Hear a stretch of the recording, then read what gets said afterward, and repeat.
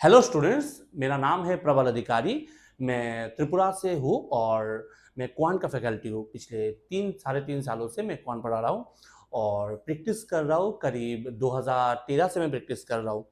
तो मुझे लगता है मैं कुछ कंट्रीब्यूट कर सकता हूँ ऑल इंडिया लेवल पे। जो लोग बैंक एग्जाम की प्रिपरेशन कर रहे हो, मेनली मैं बैंकिंग एग्जाम में फोकस करता हूँ। इसके अलावा जो एसएससी, इसके बाद स्टेट लेवल कोई भी बोर्ड हो, उन सब में मुझे लगता है मैं कंट्रीब्यूट कर सकता हूँ क्वांट पे। इसलिए मैं वीडियो बना रहा हूँ। आज पहला वीडियो है। मैं बनाने वाला हूँ 2024 में आने वाले जो सवाल थे वो आईबीपीएस क्लर्क में प्रीवियस ईयर का। क्यों? क्योंकि अभी फॉर्म फिलअप चल रहा है आईबीपीएस का। बहुत इंपॉर्टेंट एग्जाम है, बहुत सारे लोग एग्जाम देने वाले हैं और अच्छा खासा सीट आया इस बार। तो प्रीवियस ईयर 2024 में जो जो एरिथमेटिक आया है वो आज हम लोग करने वाले। ओके। और मैं चाहूँगा कुछ इस तरह करूँ कि आप लोगों को कुछ बेनिफिट हो। ओके। अगर अच्छा लगे तो ही चैनल को सब्सक्राइब करना और वीडियो को एक लाइक कर देना। और कहाँ से एग्जाम प्रिपरेशन करो, कौन सी स्टेट से एग्जाम प्रिपरेशन कर रहे हो और कौन से एग्जाम के लिए प्रिपरेशन कर रहे हो, ये बात जरूर बोलना। और कुछ इंप्रूवमेंट होना चाहिए कि नहीं, वो बात भी बोल देना। देखो, पहला क्वेश्चन क्या है।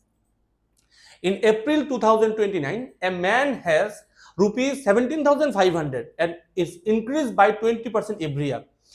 2019 में एक स्टूडेंट है, उनके पास कोई भी है, उसके पास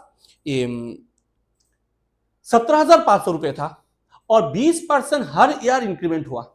हर ईयर 20% इंक्रीमेंट हुआ और ऐसे करके करके कब तक इंक्रीमेंट? 2021 तक इंक्रीमेंट हुआ। मतलब 2 साल का इंक्रीमेंट हुआ। 2029 से 2020, 2019 से 2020, 20 से 21, 2 साल का इंक्रीमेंट हुआ और 20% एवरी ईयर इंक्रीमेंट हुआ। तो मुझे बोलो कैसे इसको करूंगा, कैसे करना होगा। देखो, आप लोगों को एक सिंपल चीज बता दूं। 20% जो फ्रैक्शन है उसका मतलब होता है 1/5। 20% मीन्स व्हाट? 20/100। 20/100 का कट ऊपर नीचे कट कर दोगे तो क्या निकलेगा? 1/5 निकलेगा। बोला है 20% इंक्रीमेंट होता है हर साल। दैट मीन्स 5 के ऊपर 1 का इंक्रीमेंट। 5 के ऊपर 1 का इंक्रीमेंट मीन्स 5 के ऊपर 6। अगर ये मैं सिंपल चीज से लिखूं, बेसिक से लिखूं, तो 20% का इंक्रीमेंट मीन्स व्हाट? कोई भी वैल्यू 100 था, वो 20 बढ़ के हो गया 120। 120 हो गया। Percent means what? Percent means what? Per means percent. Percent percent means what? हर सेंट मीन्स क्या? सेंट मतलब है 100। Cent means 100। सेंट से सेंचुरी आया है, ठीक है, याद रख लेना। तो सेंट मीन्स 100। तो हर 100 में कितना का इंक्रीमेंट? यही होता है परसेंट। हर 100 में, तो हर जो है ना उसको बोलते हैं पार। ओके। तो हर 100 में 20 का इंक्रीमेंट तो हुआ 120। तो उसी हिसाब से 100 में हुआ 120, तो कट करोगे 5 में 6 नहीं हुआ।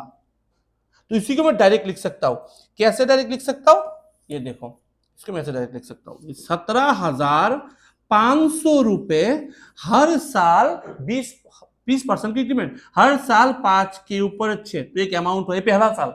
दूसरा साल फिर से मल्टीप्लाई कर दो, 5 के ऊपर 6 दूसरा साल हो गया। जितने साल क्वेश्चन में होगा उतने बार मल्टीप्लाई कर देना, सिंपल। ये हो गया कि क्या? इसको कट मत करो, यहां तक रखो इसको। ये क्या हो गया? ये हो गया 2021 तक। अब पूछा क्या है? If man spend 60% of the amount in April. April में 60% अमाउंट अगर स्पेंड कर दिया 2021 में, find the amount man has at the end of the April. कोई भी जो पर्सन है, उन्होंने 60% स्पेंड कर दिया, खर्च कर दिया, तो रहा कितना परसेंट? 40% रहा। 40% तो रह गया ना, मुझे इसका 40% निकालना है। 20% क्या था? 20% था 1/5। तो 40% क्या होगा? 2/5। अभी ना मैं किया था इसको 1/5, तो 40% होगा 2/5। जो मेरा जो हिंदी है वो थोड़ा प्रॉब्लम कर सकता है, क्योंकि मेरा मदर टंग है बंगाली। मैं बांग्ला में पढ़ाता हूँ। हिंदी में थोड़ा प्रॉब्लम हो सकता है, थोड़ा एडजस्ट कर लेना, ठीक है। पढ़ाते पढ़ाते ठीक हो जाएगा। तो इसके ऊपर 5 के ऊपर 40% मुझे चाहिए, खत्म।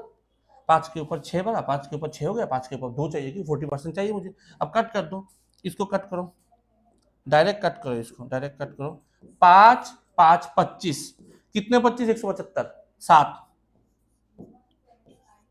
ठीक है। अब 5 है 140। अब देखो 6 से 36, 36 72, 72 इंटू 140।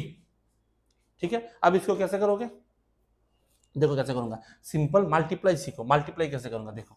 72 देखो 72 140 को मैं 100 प्लस 40 समझ सकता हूँ। एग्जाम में इसको लिखना नहीं है, अभी इसे समझाने के लिए लिख रहा हूँ। ओके, तो 72 इंटू 100 कितना, 7200। 72 इंटू 40 छोड़ो, 72 इंटू 4 कितना है, 72 को 2 से गुना करोगे 144, 144 से 2 से करोगे 288, तो 288 जीरो तो है ही, जीरो। मल्टीप्लाई करना सीखना होगा, 8 और 2 10, 1872910। आंसर हो गया, समझ गए, सिंपल है, इतना भी टफ नहीं है, सिंपल है, ये वाला आंसर है। ठीक है, समझ गए, पहले 17,500, उसके ऊपर 2 बार इंक्रीमेंट, इसके बाद 60% लेस करके 40% इसको निकालना है। नेक्स्ट देखो, नेक्स्ट क्वेश्चन क्या है, the ratio of the length and breadth of the rectangle 4:3। कोई भी रेक्टेंगल है, एक काम कर सकते हो, वीडियो को पॉज कर सकते हो, पॉज करके पहले खुद से प्रैक्टिस ट्राई करो, देखो कितना टाइम लग रहा है, बाद में मैं कैसे करवा रहा हूं वो देख लो। ठीक है, और कमेंट सेक्शन में कमेंट कर देना इसका answer. Ratio of the length to breadth of the rectangle, कोई भी रेक्टेंगल है, कोई भी रेक्टेंगल है, कोई भी रेक्टेंगल है, ठीक है, कोई भी रेक्टेंगल है। अब रेक्टेंगल का लेंथ टू ब्रेथ कितना, ये है लेंथ 4, ब्रेथ 3, ये वैल्यू नहीं है, वो है रेशियो है। Okay, and the area of the rectangle 300 square.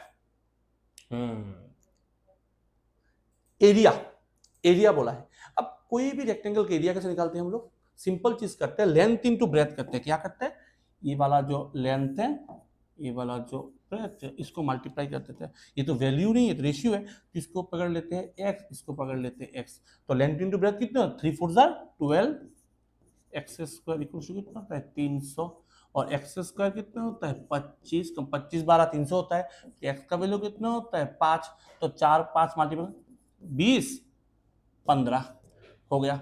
ठीक है, अब बोला है the breadth of the rectangle decreases by 20%, length of the rectangle increases by 10%, find the new perimeter. अच्छा, अब बोला है ब्रेथ को डिक्रीज किया गया है 20% से, ब्रेथ को 20% डिक्रीज कर दिया। मुझे एक चीज बोलो, नया, अब ब्रेथ को डिक्रीज किया, लेंथ को इंक्रीज किया, देखो ध्यान से देखो, लेंथ थोड़ा बढ़ गया है, ब्रेथ थोड़ा घट गया है।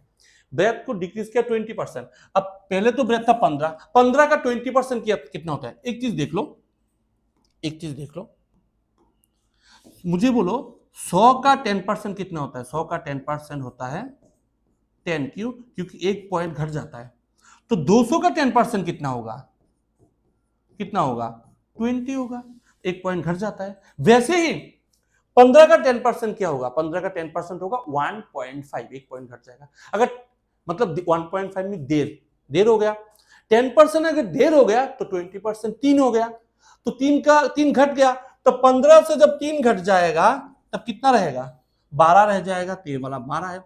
अब दूसरी चीज है कि the length is increase by 10%, 10% means what, एक पॉइंट बढ़ जाएगा।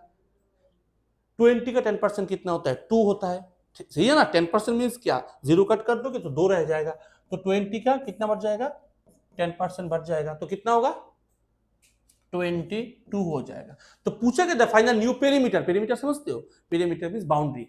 ओके, अगर इस तरफ 22 है तो इस तरफ भी 22 है, तो क्या है 44, इस तरफ 12 तो इस तरफ 12 12 12 24, कितना होता है 68 होता है इसका जवाब, सिंपल। ठीक है, कैलकुलेशन को अगर फास्ट कर सकते हो तो अच्छा होगा, और जल्दी कर सकोगे, टफ नहीं लगेगा। नेक्स्ट क्वेश्चन, पहले इसको पॉज करो, वीडियो को आंसर करने की कोशिश करो, देखो कर सकते हो कि नहीं, बाद में आगे देखना। A and B started a business with some amount, after 9 month A left the business. देखो कैसे होता है, ये है ए, ये है बी, ए और बी बिजनेस शुरू किया, अच्छी बात है, बिजनेस शुरू किया, और after 9 month A left the business. अब ए कितना रुपए लगाया हमें मालूम नहीं, देखो ये क्वेश्चन है पार्टनरशिप का, पार्टनरशिप का एक फॉर्मूला है, वो क्या है, investment into time equals to profit. कोई भी बिजनेस करने के लिए most important thing is investment, पैसा होना चाहिए। इसके बाद टाइम, जितना भी पैसा होगा, टाइम इन्वेस्ट नहीं करोगे, टाइम नहीं दोगे तो बिजनेस कहाँ से ग्रो होगा। इन्वेस्टमेंट चाहिए, टाइम चाहिए, और बिजनेस किसके लिए कर रहे हो, प्रॉफिट के लिए कर रहे हो। तो इन्वेस्टमेंट और टाइम की गुना करने से मिलता है क्या, प्रॉफिट मिलता है। तो इन्वेस्टमेंट का मालूम नहीं है मुझे, ओके, इसका मालूम नहीं है मुझे। देखो इन्वेस्टमेंट मालूम नहीं है, टाइम है, और लास्ट में क्या है, प्रॉफिट है। इन्वेस्टमेंट अगर मुझे मालूम नहीं है, after 9 month A left the business, A ने कितना महीना काम किया, 9 महीना, तो टाइम कितना लगाया, ए लगाया 9 महीना, और ए एंड बी शुरू से काम कर रहा है। End of the year, that means what, A ने 9 महीना काम करके चला गया, और बी कितना काम किया, 12 महीना काम किया, 12 महीना नहीं काम किया क्योंकि बी लास्ट तक काम किया। प्रॉफिट शेयर जो है ए और बी का वो है 9:16, ये है 9:16। तो बोला है फाइंड द रेशियो, तो इन्वेस्टमेंट का रेशियो कितना है, इसको कैसे करोगे, इन्वेस्टमेंट का रेशियो को इसको कैसे करोगे, बोलो कैसे करोगे। इसको पहले छोटा कर देता हूँ, हम इसको छोटा कर दो, 3 3 9, 3 4 12, को छोटा कर दिया। अब कोई भी वैल्यू चाहिए जिसको इस वैल्यू से गुना करने में ये वाला वैल्यू निकलेगा, कैसे करोगे, कैसे करोगे, एक सिंपल ट्रिक बता दो। कोई भी नंबर, कौन से नंबर को 3 से गुना करने पे 9 निकलता है, कि इसको तो तुम कट नहीं कर सकते, 9 और 16 को छोटा नहीं कर सकते, 3 से गुना करने पे 3 3 9, और कौन से नंबर को 4 से गुना करने पे 16 निकलेगा, 4 को। तो हुआ नहीं इन्वेस्टमेंट का रेशियो 3:4, क्योंकि 3 से 3 को गुना करने पे 9, 4 को 4 से गुना करने पे 16, तो आंसर 3:4 खत्म। समझ के, बहुत इजी। नेक्स्ट क्वेश्चन, ये वाला क्वेश्चन भी देखो, कमेंट करो क्या आंसर क्या है, बाद में आगे देखो। A B C together can do a work in 4 days।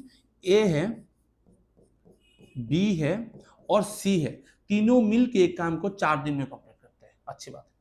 B और सी मिलके उसी काम को 20/3 days में कंप्लीट करते हैं। तो पूछा गया है 60% काम करने में ए को कितना दिन लगेगा, कैसे करोगे। ये वाला क्वेश्चन है टाइम एंड वर्क का, ओके। टाइम एंड वर्क एक फॉर्मूला होता है, वो होता है work done equals to capacity into time. कोई काम करने के लिए हमें कुछ कैलिबर चाहिए, कैपेसिटी चाहिए। अगर तुम्हारी कैपेसिटी कम है, मतलब बहुत वीक हो, तो काम करने पे ज्यादा टाइम लगेगा। अगर तुम बहुत स्ट्रांग हो, जल्दी काम कर सकते हो, तो काम करने पे कम टाइम लगेगा। कैपेसिटी और टाइम इनवर्सली प्रोपोर्शनल होते हैं, उल्टा चलता है, लेकिन वर्क डन हमेशा फिक्स रहता है, याद रखना, वर्क डन हमेशा फिक्स रहेगा, हमेशा वर्क डन फिक्स रहेगा। वर्क डन अपनी जगह से हिलता नहीं है, काम सेम रहेगा, लोग घट बढ़ सकते हैं, ओके। और एक चीज जो कर रहा हूं, साथ में एक चीज भी बता दूं, बता दो, वर्क डन अगर कैपेसिटी इनटू टाइम है, अगर टाइम को तुम हटा दो, 1 कर दो, हटा दो, तो वर्क डन टाइम के बराबर है। दैट मीन्स व्हाट, जितना ज्यादा काम उतना ज्यादा टाइम, सिंपल चीज है। और साथ में अगर तुम देखो, अगर कैपेसिटी को तुम टाइम को हटा दो, सिर्फ टाइम को हटा दो, तो वर्क डन किसके बराबर होगा, कैपेसिटी के बराबर। मतलब क्या, जितना ज्यादा कैपेसिटी उतना ज्यादा काम कर सकते हो। That means what, work done capacity और टाइम के बराबर चलता है, दैट मीन्स डायरेक्टली प्रोपोर्शनल है, और कैपेसिटी और टाइम इनवर्सली प्रोपोर्शनल है। इसके बाद देखो क्या करना होगा, इसके बाद सिंपल चीज है, आने वाले एग्जाम में काम लग सकते, इसमें बता दिया, क्योंकि मैं डिस्क्राइब करके, तो पहला वीडियो है, मैं इसके बाद हर एक चैप्टर को अच्छे डिटेल से बताने वाला हूं, ओके। इसके बाद देखो, टाइम निकला हम लोग का। टाइम के बाद हमें क्या क्या चाहिए, हमें वर्क डन और कैपेसिटी चाहिए। एक चीज याद रख लेना, अगर हम लोग टाइम को एलसीएम करते हैं ना, टाइम को एलसीएम करने से वर्क डन निकलता है। तीन ही तो चीजें हम लोग के पास, एक है टाइम, एक है वर्क डन, एक है कैपेसिटी, ओके। अब देखो, अगर टाइम को एलसीएम करोगे वर्क डन निकलेगा। प्रॉब्लम ये है कि टाइम जो ऊपर का वैल्यू है ना, टाइम फ्रैक्शन को तुम एलसीएम कैसे करोगे, फ्रैक्शन के एलसीएम कैसे करोगे, सिंपल चीज है, ऊपर वाला पार्ट जो है ना, न्यूमरेटर वाला पार्ट, उसके एलसीएम कर दो, नीचे वाले को छोड़ दो। तो 4 और 20/3 का एलसीएम कितना होता है, 20। क्यों 20 होता है, क्यों, क्योंकि तुम्हें 3 तो लेना ही नहीं है, तुम्हें 20 और 4 लेना है। 4 और 20 के एलसीएम 20 होता है। अब कैसे इसको डायरेक्ट कैसे करोगे, एलसीएम की एक ट्रिक बता देता हूं सिंपल। समझ लो एक नंबर है 12, एक नंबर है 8, और 12 और 8 के एलसीएम कैसे निकालोगे, सिंपल चीज देख लो। 12 और 8 में से ये जो मैट्रिक समझा रहा हूं, ये 2 नंबर हो, 3 नंबर हो, 4 नंबर हो, हर में अप्लाई होगा। 12 और 8 में से लार्जेस्ट नंबर कौन सा है, लार्ज हुई कौन इज लार्जर, 12। एक काम करोगे 12 को 8 से डिवाइड कर दो। 12 को 8 से डिवाइड कर सकते हो, नॉर्मल कोई नंबर आता है, नहीं आता, पॉइंट में आता है। अगर डिवाइड नहीं होता तो 12 को गुना करो, 12 को 2 से गुना करो, 12 को 2 से गुना करने में कितना आता है 24। अब देखो 24 8 से डिवाइड हो सकता है, हो सकता है, तो 24 एलसीएम है 24, सिंपल चीज है। अगर नहीं होता तो 3 से गुना करता, 4 से गुना करता, जब डिवाइड हो जाए वही वाला एलसीएम है, सही है।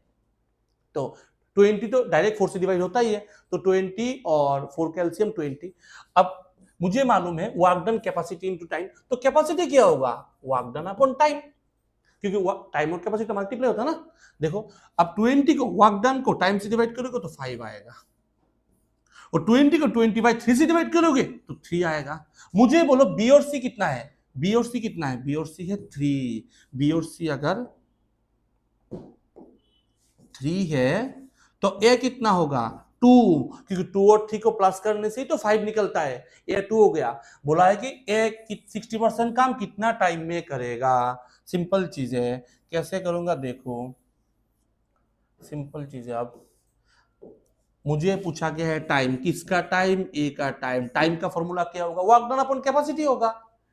अगर वर्क डन कैपेसिटी टाइम है तो time equals to work done upon capacity, सही है ना। टाइम को कैपेसिटी को नीचे ले आओ, सिंपल चीज है। अब जिसका टाइम पूछा है उसका कैपेसिटी से डिवाइड कर दो। तुम्हें कोई काम दिया गया है, तुम एक कॉन्ट्रैक्टर हो, तुम्हें काम दिया गया कि इस ब्रिज को करने में कितना टाइम लगेगा, तुम अंदाजा मार के बोल दिए सर 2 महीने लगेगा इस ब्रिज को करने में। किसके बिहाफ पे तुम ये सोच के बोल रहे हो, किसके हिसाब से, तुम्हारे कैपेसिटी के हिसाब से सोच रहे हो ना, कि मुझे लगता है कि इतने लोग मेरे पास, इतना टाइम लगेगा। मतलब तुम्हारा जो जो तुम टाइम लगेगा ना, उसको किसके हिसाब से तुम सोच रहे हो, कैपेसिटी के हिसाब से सोच रहे हो, जितने लोग हैं तो इतना लगेगा। वैसे ही इक्वेशन काम करता है, तुम्हें टाइम निकालना है, जिसका टाइम निकालना है उसकी कैपेसिटी से डिवाइड कर दो। वर्क डन तो हमेशा सेम रहेगा, फिक्स रहेगा, मैंने ऑलरेडी बोल दिया। वर्क डन क्या है 20, और कैपेसिटी क्या है time, work done upon capacity. A का कैपेसिटी कितना है क्या 2, तो 2 से डिवाइड कर दो। लेकिन प्रॉब्लम ये है, तुम्हें तो टाइम निकालने के लिए बोला ही नहीं है पूरा, तुम्हें बोला है 60% काम को करने के लिए कितना टाइम लगेगा। मुझे एक चीज बोलो, पूरा काम करने में अगर 10 दिन लगता है तो आधा काम करने में कितना टाइम लगेगा, 5 दिन लगेगा। जितना काम उतना टाइम, तो 60% काम 60% time, 60% means what 3/5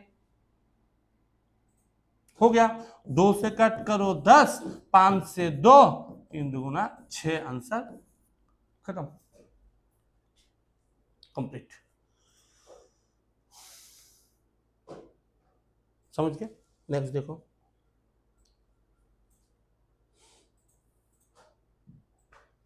time speed and distance का क्वेश्चन है, बहुत इंपॉर्टेंट है। टाइम स्पीड डिस्टेंस की एक इक्वेशन बता देता हूं, वो है distance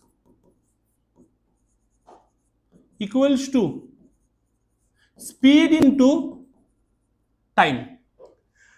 the speed of the train 72 kilometre per hour. Speed दो टाइप का है, एक है किलोमीटर पर आवर, एक है मीटर पर सेकंड। एक चीज याद रख लो, एक है किलोमीटर पर आवर, एक है मीटर पर सेकंड। अगर तुम किलोमीटर पर आवर को मीटर पर सेकंड में चेंज कर रहे हो तो तुम्हें कोई भी जो नंबर है उसको 5/18 से मल्टीप्लाई करना होगा, और मीटर पर सेकंड को किलोमीटर पर आवर में चेंज कर रहे हो तो उसको 18/5 से मल्टीप्लाई करना होगा। तो सिंपल एक ट्रिक बता देता हूं इसका। किलोमीटर बड़ा है कि मीटर बड़ा है, किलोमीटर बड़ा है, तो जो बड़ा है जिसका क्वेश्चन लार्जर है उसमें कन्वर्ट करना होगा। मीटर बड़ा कि किलोमीटर बड़ा, किलोमीटर बड़ा है तो उसमें कन्वर्ट करने के लिए ऊपर में बड़ा वाला रख दो, और छोटे वाले में कन्वर्ट करने के लिए उसमें छोटा वाला रख दो, सिंपल ट्रिक। तो मुझे बोला speed of the train is 72 kilometre per our, okay, और इसको से पोल इन 16 सेकंड। अब सेकंड पूछा गया है, बाद में मीटर पर सेकंड, सब कुछ मीटर पर सेकंड में ही है, तो किलोमीटर पर आवर को मीटर पर सेकंड में कन्वर्ट कर दो। तो 72 किलोमीटर पर आवर को किलोमीटर पर क्या करोगे, तो 72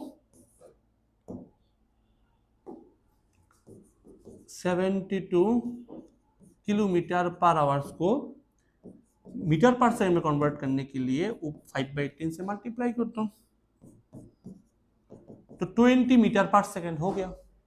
ठीक है, it crosses a pole in 16 second. एक चीज हमेशा याद रखो, फॉर्मूला तो बता दूंगा, लॉजिक समझा देता हूं पहले। समझ लो ये है पोल, ओके, ये है पोल और ये है ट्रेन।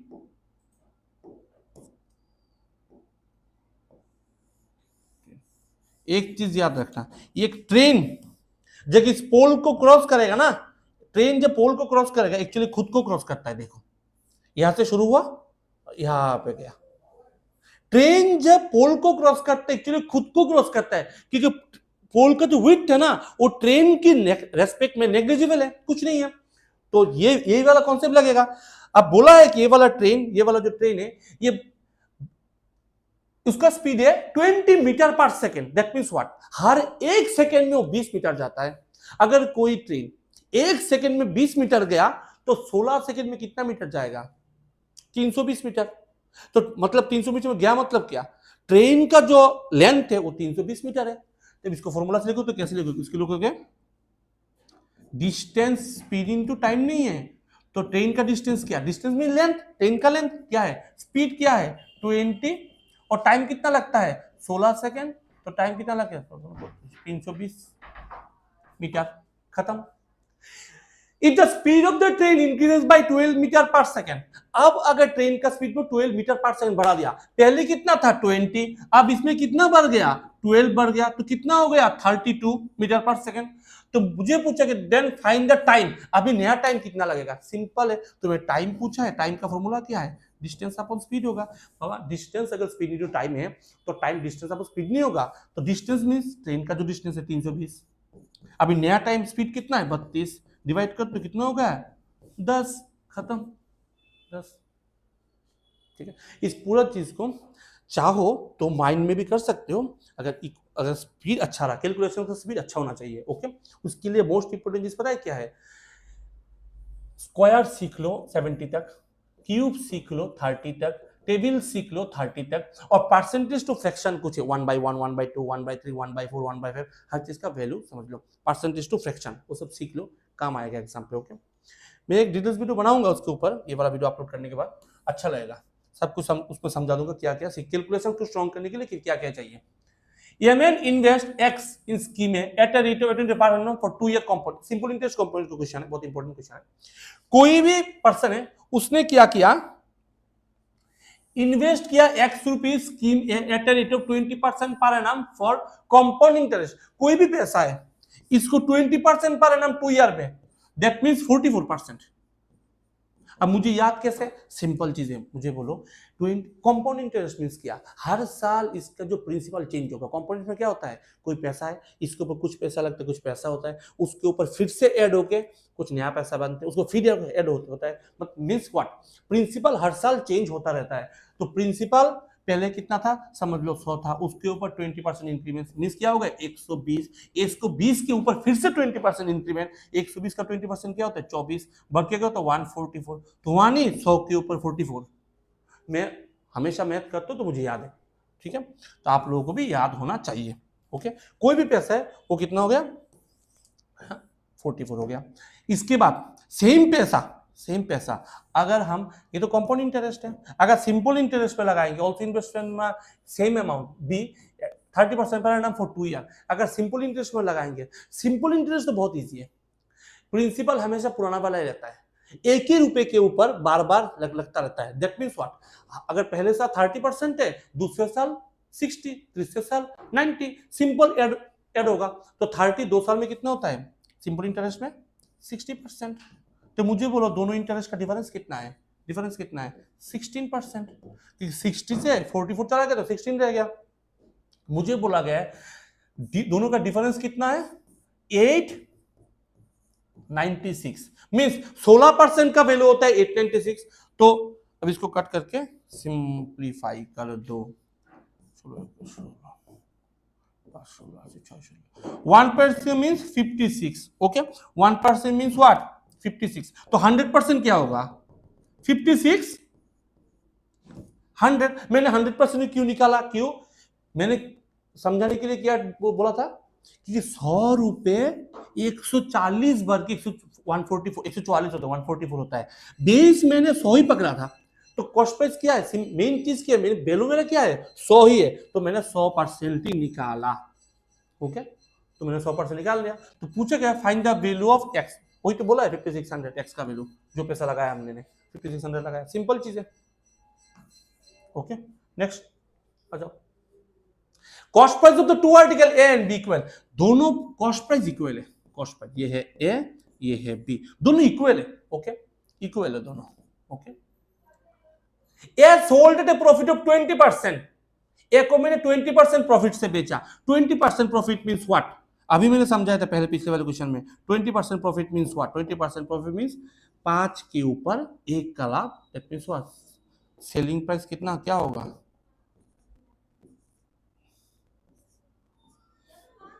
ओके सेलिंग प्राइस क्या होगा, देखो एक कॉस्ट प्राइस, सेलिंग प्राइस क्या होगा, सेलिंग प्राइस होगा 5 के ऊपर 1 का लाभ, तो हो गया 6।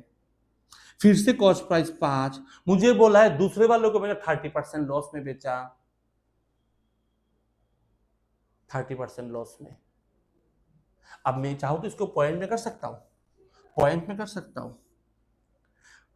कोई भी चीज को मैं 30% लॉस में बेच दिया तो कितना रहा मेरे पास, 70% बचा। 30% चलो 70% बचा, तो 5 का 70% क्या होता है 3.5। मैं कर सकता हूं वैसे, सिंपल सही है ना। कोई भी इस 5 में से 30% चला 70% रहा, तो 5 का 70% मींस व्हाट 3.5। इसको मैंने इतना जल्दी 3.5 कैसे किया, मुझे मालूम है percentage means multiply, percentage means multiply होता है, तो नीचे 100 से ही तो डिवाइड होता है ना। 100 मींस कोई भी नंबर को 100 से डिवाइड करना मींस व्हाट, उसको तुम डिजिट, उसका डिजिट सेम रहेगा, वैल्यू पॉइंट इधर उधर होगा। तो 5 का 70%, मैं करता नहीं हूं इसको पास, ऐसे नहीं करो, 5 7 जा 35, एक पॉइंट घटा दो 3.5, ऐसे कर सकते, देखते हो होता है कि नहीं होता।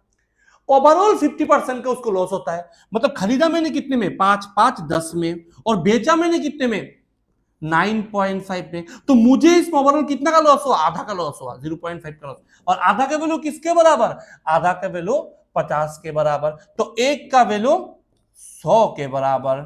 तो पूछा कितना है, तो 5 का वैल्यू 500 के बराबर। तो पूछा है क्या, for receive a profit 40%, B को कितने में सेल करना होगा, 40% प्रॉफिट में बेचे कितना सेल करना होगा। इसका कॉस्ट प्राइस है 500, 500 को अगर 40% प्रॉफिट में बेचूं, मुझे बोलो 500 का 10% कितना होगा, मुझे मालूम नहीं है, एक पॉइंट घट जाएगा, मैंने बोला नहीं था। 500 का 10% 50, तो 40% उसका 4 गुना कितना 200, तो 200 प्रॉफिट में बेचूंगा, तो टोटल कितने बेचूंगा 700 में बेचूंगा, खत्म। सिंपल चीज है, बहुत ईजी है, बहुत ईजी है। इसके बाद देखो, देखो नेक्स्ट देखो, 7 ईयर हेंस, ये वाला जो क्वेश्चन है ये है एज का क्वेश्चन। 7 ईयर्स हेंस, 7 साल बाद, the ratio of the age of, ये जो क्वेश्चन जितना सारा क्वेश्चन है मैं खुद से नहीं बनाया, सारा क्वेश्चन एग्जाम में आया था 2024 में आईबीपीएस क्लर्क में। आईबीपीएस क्लर्क हो, एसबीआई क्लर्क हो, जो नया एग्जाम आया अभी, नोटिफिकेशन है, इसको फॉर्म फिलअप कर देना। इसके बाद एसबीआई हो, मैं सब कुछ करवाने वाला हूं। 7 year hence the ratio of the age of A to B, देखो ए है और बी है। 7 साल बाद मैंने ए को ए ही पकड़ा, बी को बी, एक्स वाई नहीं पकड़ा, ए को ए, बी को बी। ए और बी 7 साल बाद उन दोनों का रेशियो क्या है पता है, रेशियो क्या है, रेशियो है 2:1, सही है। 7 साल बाद 2 गुना है। Ratio of the A to the B 3 year hence 5:2, 7 year hence the ratio of A to B 2:1. If the ratio of A to that be 3 year hence, अब A to B 3 year hence, A और B 3 year hence कितना है 5:2 है। Then find the present age of B, B का present as कितना है, कैसे करोगे, कैसे करोगे। 7 year hence the ratio of the age of A to that B 2:1, the ratio of the age A to B 3 year hence will be, to find that। अच्छा इसको कैसे करोगे, हर कोई भी स्टूडेंट कैसे करता है इसको, क्रॉस मल्टीप्लाई करके। इसके अलावा कुछ हो सकता है क्या? बी का पूछा है ना, कुछ हो सकता है क्या इसके अलावा?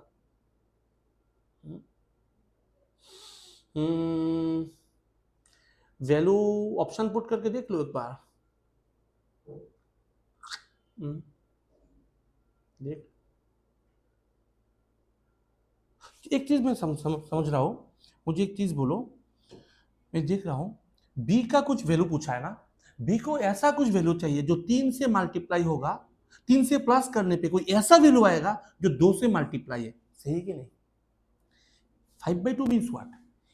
ए को 3 से प्लस करने पे कुछ ऐसा वैल्यू होगा जो 5 का गुना है, और बी को 3 से प्लस करने में कुछ ऐसा वैल्यू आएगा जो 2 का गुना है, तभी तो कट करके सिंपलीफाई करके 5/2 आया ना।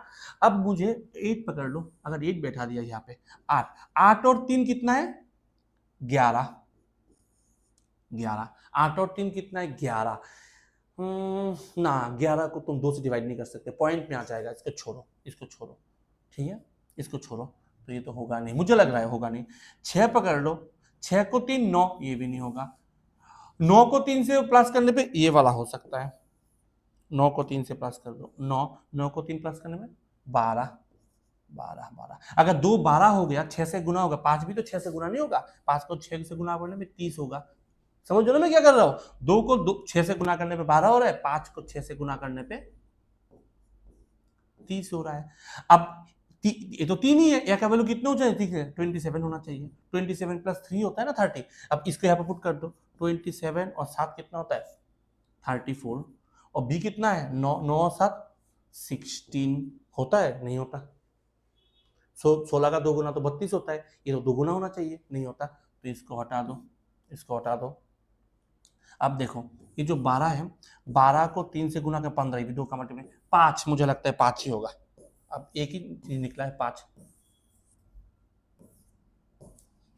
अगर इसको मैं 5 रख दूं, 5 और 3 8 होता है, 2 को 4 से गुना करने में 8, 5 को 4 से गुना पर 20, ये 3 है तो ये 17 है, एक को 17 रख दो, 17 और 7 24, इसको 5 5 और 7 12, 12 का 2 गुना 24, मिल गया आंसर 5, खत्म।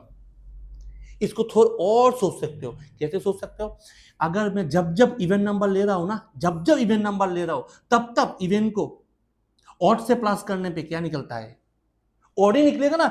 अगर 12 ले रहे हो, 12 को 3 से 15 15, तो 2 का मल्टीप्लाई होगा ही नहीं, सही है ना? तो इवन को हटा दो, 8 हटा दो, 6 हटा दो, 12 हटा दो, सिर्फ 5 को 9, 5 और 9 को ट्राई करते मिल जाता आंसर। नेक्स्ट देखो, the difference between the two positive number, दो पॉजिटिव नंबर डिफरेंस 2 है, एक ए पकड़ लो, एक बी पकड़ लो, दोनों का डिफरेंस कितना होता है? 2 है।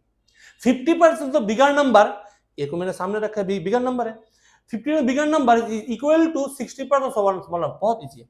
50% to bigger, 50% means what? 50% of bigger number means what? 0.5 of A, आधा, is equal to 60% of smaller, 60% what means what? 0.6 of b, ऐसे लिख सकते हो, या तो फ्रैक्शन में चेंज कर सकते हो, या तो फ्रैक्शन में। Then find the bigger number, तो बिगर नंबर क्या है? इसको फ्रैक्शन में करो तो अच्छा लगेगा। देखो देखो,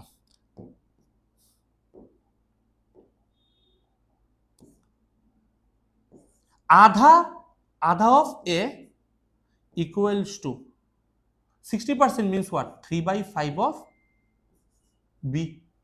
अब सही लग रहा है, अब सही लग रहा है। Find the bigger number, bigger number क्या है? देखो ए का वैल्यू कितना होगा यहाँ पे? ए बाई बी का वैल्यू कितना है? ए बाई बी, ए बाई कितना? 3 दुगुना 6 और नीचे 5, 5/6 इसका रेशियो निकला। तो बिगर नंबर क्या है मुझे पूछा है, जो मेरा बिगर नंबर होगा वो कौन से नंबर का मल्टीप्लाई होगा? ए का वैल्यू 6 में 6 का मल्टीप्लाई होगा, मेरा आंसर 6 का मल्टीप्लाई कौन सा है? यही तो है 12, बाकी एक भी 6 का मल्टीप्लाई नहीं है, तो 12 आंसर खत्म हो गया। ट्राई करना चाहते हो करके देख लो, अगर 6 का वैल्यू 12 हुआ तो 5 का वैल्यू 10 हुआ, 2 गुना 2 गुना, तो 12 से ही तो 10 चला गया, 2 रह गया ना, तो सिंपल है। नेक्स्ट आओ, नेक्स्ट क्वेश्चन देखो, मिक्सचर डिलीगेशन का क्वेश्चन है। A vessel contain 120 litre of mixture of milk and water, 120 litre है मिल्क एंड वाटर मिला के, मिल्क प्लस वाटर है, okay. and the water is 25% of milk in the vessel, water 25% milk, okay, 25% means what? 25% means fraction में होता है 1/4। That means what, इस 120 में 120 में मिल्क है और वाटर है। वो भी कौन सा रेशियो में है? वाटर 25% ऑफ मिल्क, मिल्क अगर 4 हुआ, वाटर 1 है, इसी रेशियो में है। आशा करता हूं कोई प्रॉब्लम नहीं है किसी को। ठीक है, मैं कैसे करता हूं, मेरा टोटल कितना है मिल्क और वाटर 120, और मेरा रेशियो को टोटल कितना है 4 और 1 मिलके 5, मींस व्हाट 5 का वैल्यू 120 के बराबर नहीं है, टोटल है 4। रेशियो क्या है 4:1, रेशियो का टोटल क्या है 5, 4 और 1 मिलके 5, और ओरिजिनल टोटल क्या है 120, 5 का वैल्यू 120, 1 का वैल्यू 24 के बराबर इंटू 24 होता है। तो 4 का वैल्यू 96, 4 24 96, और 1 का वैल्यू कितना होता है 24 होता है। इसके बाद बोला है मैंने वाटर ऐड किया, कितना, मुझे क्या बोला 12 litre of water added in the vessel. अब वाटर ऐड किया 12, क्या होगा 36। तो पूछा गया then find the ratio of water to milk, water to milk का रेशियो, वाटर कितना होता है 36, मिल्क कितना होता है 96। अब तुम क्या 8 से डिवाइड करो, 8 से 4.5 आ जाएगा, इसको छोड़ो, 8 से नहीं 6 से कर दो, तो 8 से भी कर सकते हो अगर कैलकुलेशन फास्ट हो, तो 6 से कर दो, 6 6 16, इसका होता है 3, इसका होता है 8, तो 3:8। सिंपल, समझ के। नेक्स्ट देखो, the ratio of the upstream speed of a boat and speed of the current, upstream speed of a boat, देखो एक है डाउनस्ट्रीम, एक होता है अपस्ट्रीम। उससे पहले एक चीज समझ लो, एक होता है नाव का स्पीड, एक होता है रिवर का स्पीड। याद रखना, नदी का जो स्पीड है, रिवर का जो स्पीड है, स्ट्रीम जो है ना, जो करंट जो है, सब एक ही चीज है, वो हमेशा एक ही साइड में फ्लो करेगा, और नाव जो है उसको दोनों साइड में फ्लो करना है। तो नाव को कुछ ऐसा होना चाहिए कि वो हमेशा रिवर के स्पीड, नदी के स्पीड से ज्यादा हो, तभी तो फ्लो कर पाएगा दोनों साइड, सही है ना, नहीं तो एक साथ उल्टा तरफ कैसे फ्लो करेगा। तो हमेशा नाव का स्पीड ज्यादा ही होगा, और नाव को हम रिप्रेजेंट करेंगे एक्स से, और नदी को हम रिप्रेजेंट करेंगे वाई से। अब एक चीज समझ लो, कोई भी स्टूडेंट है, कोई भी पर्सन है, वो साइकिल से नीचे आ रहा है, उसका स्पीड ज्यादा है कि ऊपर जाते टाइम स्पीड ज्यादा होगा, नीचे आते टाइम स्पीड ज्यादा होगा, कम एफोर्ट कम देके, क्यों, क्योंकि ग्रेविटेशनल फोर्स भी अप्लाई होता है।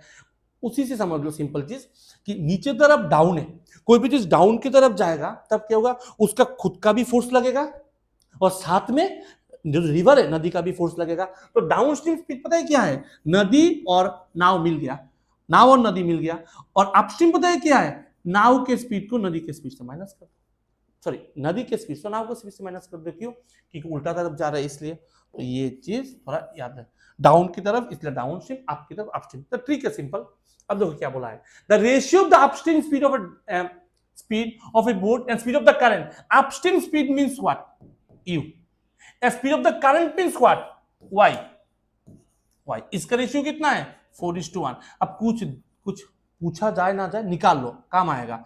मुझे मालूम है y, एक और चीज बता दो इसमें से, याद रख लेना, y equals to d minus u by 2 और x is equal to d plus u by 2।